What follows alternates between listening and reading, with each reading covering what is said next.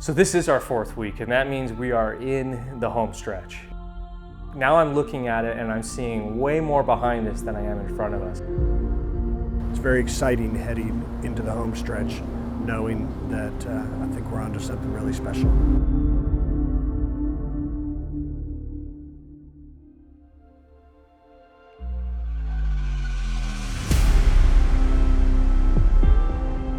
You know, with any film we make, the canvas on which we tell our story is such a critical element of our process.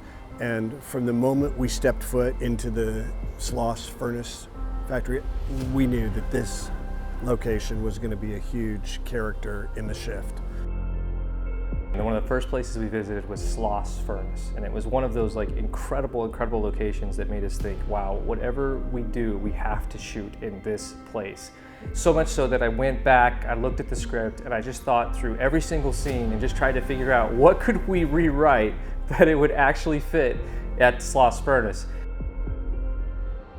You can just create your own world, and that's why this story was so interesting to me, and that actually was a big component as to why I wanted to be a part of this. We're so grateful as storytellers to have the opportunity to put all this to work.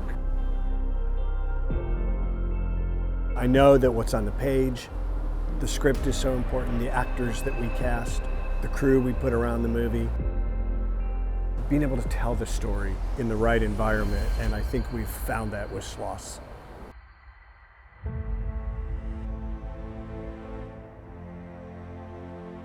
All of our crew positions are really critically important, of course. One that is vitally important is the role of the second assistant director. But what that person does is largely corral and navigate and orchestrate and shepherd our background extras.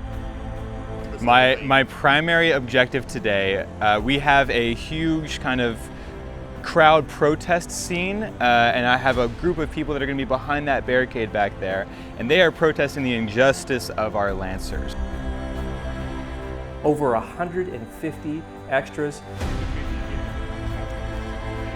My job is just to take that crowd, make it look as big and as active as possible in the scene, so that when we watch the scene in the movie, and you've added in all the sounds and everything, it looks as big as it will probably sound and feel on camera.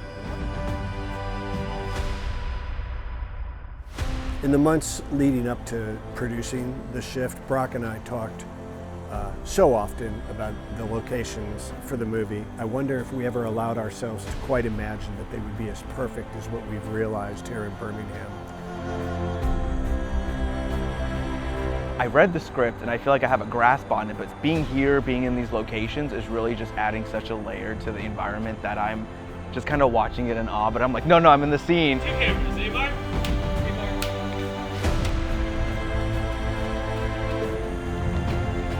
Birmingham just checks all the location boxes for us.